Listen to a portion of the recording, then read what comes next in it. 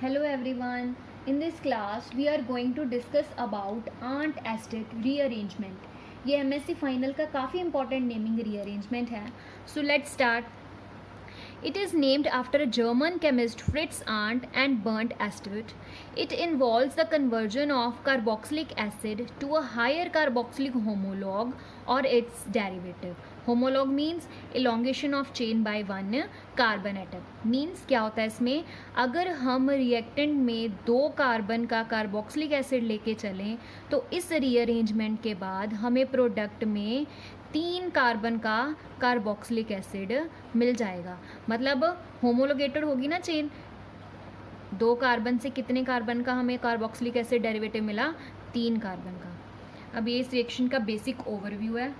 In this rearrangement, carboxylic acid is activated first with thionyl chloride to give acid chloride, then homologated with diazomethane. Wolff rearrangement occur to form ketene as intermediate. Then after hydrolysis we get the homologated product. अब ये मैंने reaction में बताया हुआ है.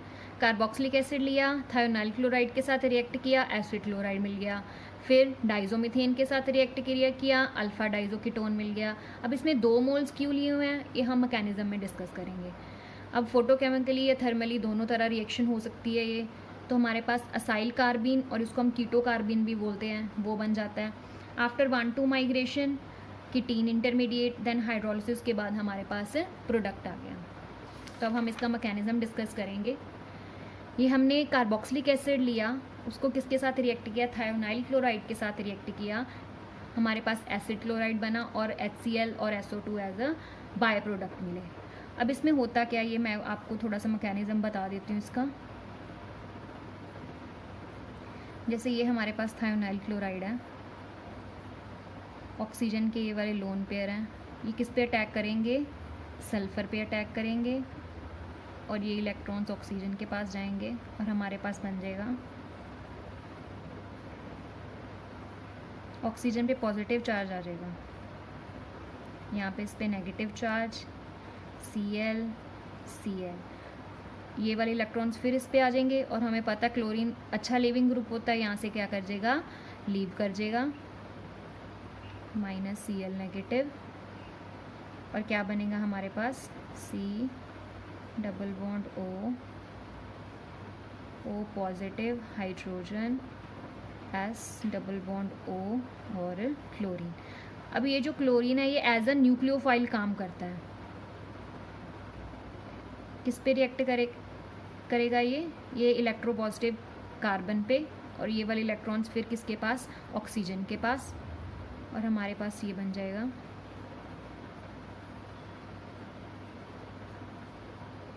यहाँ पे positive charge ही रहेगा. अब जब ये वाले इलेक्ट्रॉन्स यहाँ पे आएंगे तो हमारे पास ये क्लोरोसल्फाइड ग्रुप है, यहाँ से लीव कर जाएगा और हमारे पास क्या बन जाएगा, एसिड क्लोराइड.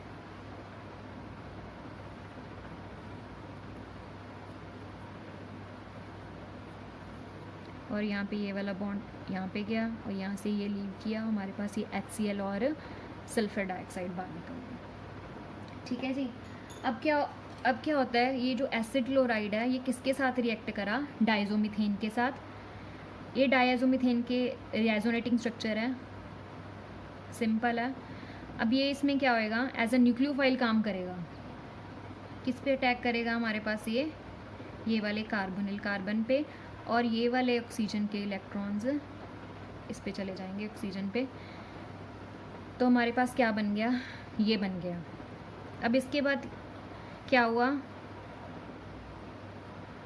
ये वाले ऑक्सीजन फिर यहाँ पे आ गए ये वाले इलेक्ट्रॉन्स, और क्लोरीन हमारे पास अच्छा लीविंग ग्रुप होता है तो यहाँ से क्या कर गया, ये लीव कर गया, हमारे पास ये बन गया.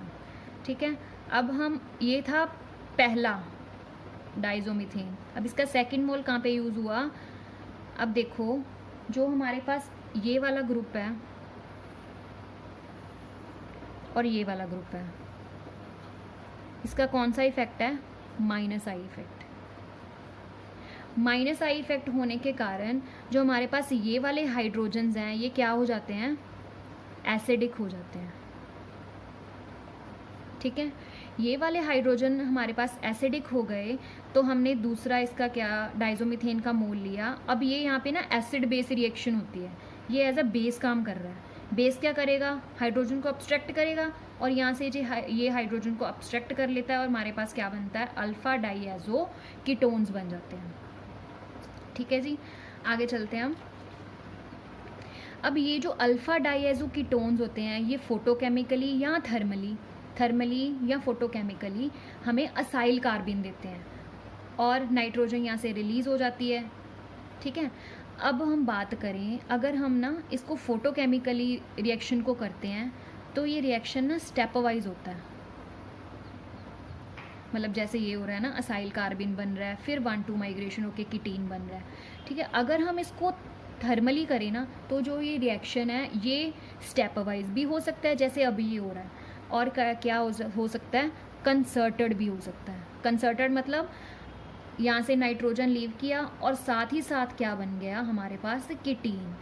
कंसर्टेड में हमारे पास असाइल कार्बिन नहीं बनेगा, सीधा क्या बन जाएगा हमारे पास, कीटीन बन जाएगा। ठीक है, अगर स्टेप वाइज होता है तो पहले असाइल कार्बिन, मतलब पहले नाइट्रोजन रिलीज होएगी, फिर असाइल कार्बिन बनेगा, फिर 1,2 माइग्रेशन के बाद कीटीन बनेगा। अगर कंसर्टेड हुई तो हमारे पास ये वाला स्टेप नहीं होएगा। ठीक है, अब ये ना रिएक्शन कंडीशंस के ऊपर डिपेंड करता है कि कौन सा होएगा, स्टेप वाइज होएगा या कंसर्टेड होएगा। इसका हम थोड़ा आगे फीचर्स में डिस्कस करेंगे। ठीक है, अब ये वाली जो माइग्रेशन है ना, 1,2 माइग्रेशन हो रही है, इसको हम ना वॉल्फ रीअरेंजमेंट बोलते हैं। ठीक है, पढ़ लेते हैं हम इसको। When alpha diazo ketones are decomposed thermally और फोटोकेमिकली, डीकम्पोज हुए फोटोकेमिकली या thermally, they usually rearrange to ketenes. किस में रीअरेंज हो गए ये फाइनल, कीटीन्स में। अब इस रिएक्शन को हम क्या कहते हैं, this reaction is known as Wolff rearrangement. अब कीटीन क्या होता है, कीटीन की हमारे पास क्या होती है, यहाँ पे हाइड्रोलिसिस होती है। कीटीन की हाइड्रोलिसिस हुई और हमारे पास क्या बन गया, प्रोडक्ट बन गया। अब देखो हमने यहाँ से स्टार्ट किया था RC डबल बॉन्ड OOH, ठीक है, और हमारे पास एक CH2 क्या हो गया यहाँ पे अटैच हो गया, मतलब इंक्रीज हो गया। ठीक है, the reaction is also carried out in the presence of alcohol, ammonia to give esters and amides respectively. क्या होता है, अगर हम यहाँ पे हाइड्रोलिसिस करें, मतलब वाटर के साथ रिएक्शन कर रहे हैं, इसकी जगह हम अल्कोहल भी ले सकते हैं, एक्वस अमोनिया ले सकते हैं। अगर हम अल्कोहल लेंगे तो हमारे पास एस्टर्स बन जाएंगे, अगर अमोनिया लेंगे तो हमारे पास अमाइड्स बन जाएंगे। ये देखो, जैसे ये कीटीन है, अल्कोहल लिए तो हमारे पास ये एस्टर बन गए, अमोनिया लिया या प्राइमरी मीन्स लिए तो हमारे पास क्या बन गए, अमाइड्स बन गए। अब इसकी स्पेशल फीचर्स, मतलब कुछ फीचर्स के बारे में बात करेंगे।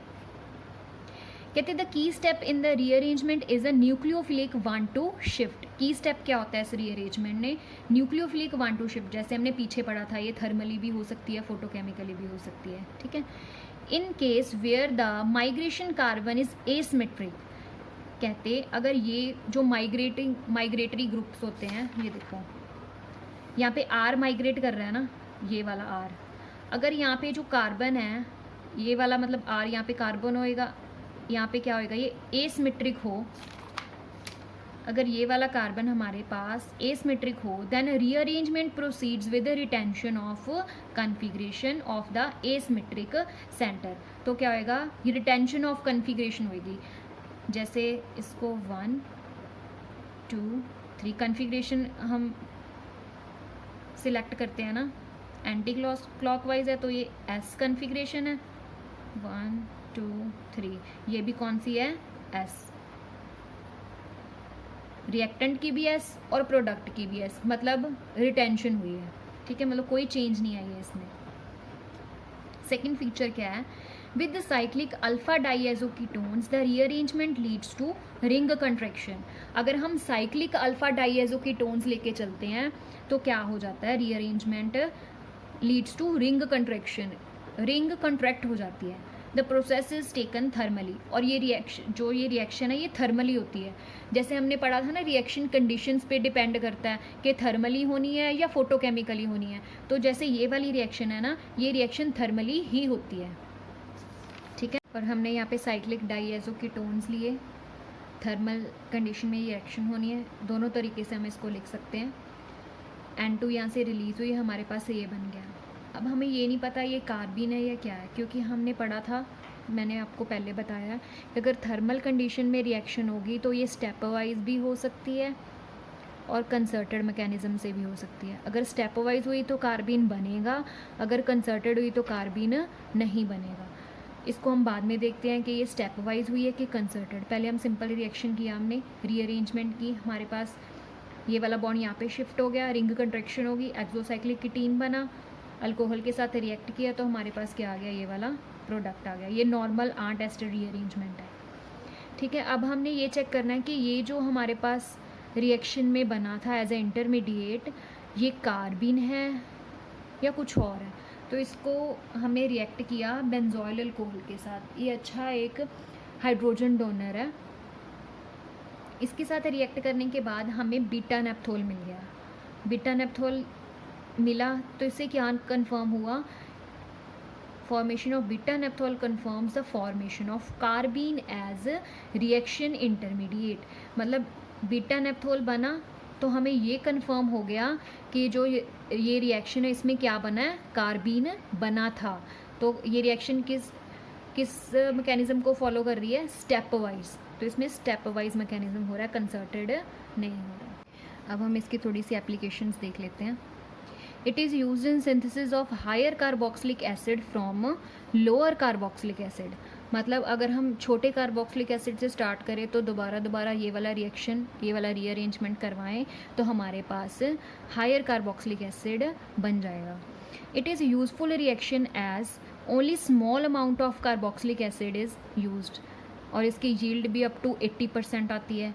मेन फीचर क्या है इसकी, it is applicable to all carboxylic acid. मतलब कोई भी कार्बोक्सिलिक एसिड हो ये उस पर एप्लीकेबल होता है, चाहे वो साइक्लिक हो, चाहे वो ए साइक्लिक हो, चाहे वो एरोमेटिक हो, चाहे वो हिट्रोसाइकिल हो, कुछ भी हो, ये वाला जो रीअरेंजमेंट है ये सारे कार्बोक्सिलिक एसिड पर एप्लीकेबल हो जाता है। कुछ एग्जाम्पल्स हैं इसकी, हमने अल्फ़ा अमीनो एसिड लिया, सेम रिएक्शन कंडीशंस अप्लाई की और हमारे पास कौन सा एसिड आ गया, बीटा अमीनो एसिड्स। ये इसकी मेन एप्लीकेशन है पेप्टाइड केमिस्ट्री में। कैसे, as peptides that contain beta amino acids have a lower rate of metabolic degradation and used in pharma applications. ये फार्मा एप्लीकेशंस में ये वाला जो रीअरेंजमेंट है ये यूज़ होता है, अल्फ़ा अमीनो एसिड को बीटा अमीनो एसिड में कन्वर्जन करने के लिए। सेकेंड एग्जांपल है हमारे पास 2 नाइट्रोबेंजोइक एसिड को सेम रिएक्शन कंडीशंस अप्लाई करके हम 2 नाइट्रोफिनाइल एसिटिक एसिड में कन्वर्ट कर सकते हैं। जो ये नाइट्रो ग्रुप है इस पर कोई भी असर नहीं होएगा, मतलब ये वैसे का वैसा ही रहेगा और हमारे ये वाली रिएक्शन कंडीशन देके हमारे पास सिर्फ क्या होएगा, यहाँ पे CH2 ग्रुप एक इंक्रीज हो जाएगा। नेक्स्ट रिएक्शन है नेप्थोलिक एसिड लिया हमने, उसमें भी सेम रिएक्शन कंडीशंस अप्लाई की और हमारे पास क्या बन गया, नेप्थाइल एसिटिक एसिड बन गया। 2 थायोफिन कार्बोक्सिलिक एसिड लिया, ये एक हिट्रोसाइकिल है, ये हमारे पास बाईसाइक्लिक है। सेम रिएक्शन कंडीशन की तो हमारे पास इसमें भी बस एक CH2 ग्रुप क्या हो गया, इंक्रीज हो गया। मतलब ये हिट्रोसाइक्लिक पे, बाईसाइक्लिक पे, साइक्लिक पे, ए साइक्लिक पे, सब पे क्या है, एप्लीकेबल है। ये इसकी हमने कुछ एप्लीकेशंस पढ़ी हैं। अब आपको समझ आ गया होगा कि हमने आज क्या किया था। एक बार दोबारा इसका बेसिक रिएक्शन देख लेते हैं थोड़ा रिवाइज करने के लिए। कार्बोक्सिलिक एसिड लिया था, थायोनाइल क्लोराइड के साथ रिएक्ट किया, एसिड क्लोराइड बन गया। उसको डायाइजोमीथेन के साथ रिएक्ट किया, अल्फ़ा डाइएजोकीटोन बन गया। अब रिएक्शन थर्मली फोटोकेमिकली दोनों तरीके से हो सकती है, तो हमारे पास एसाइल कार्बिन बन गया या कीटो कार्बिन। अगर थर्मली होती है तो स्टेप वाइज भी हो सकती है, कंसर्टेड भी। अगर स्टेप वाइज हुई तो कार्बिन बनेगा, अगर कंसर्टेड हुई तो कार्बिन नहीं बनेगा। फोटोकेमिकली हमेशा स्टेप वाइज होती है, मतलब कार्बिन फॉर्मेशन हमेशा होती है। अब 1,2 माइग्रेशन के बाद हमारे पास कीटीन बन गया, अब उसकी हाइड्रोलिसिस हुई तो हमारे पास क्या आ गया, प्रोडक्ट आ गया। तो ये थी हमारी Arndt Eistert rearrangement. Thanks for watching, have a good day.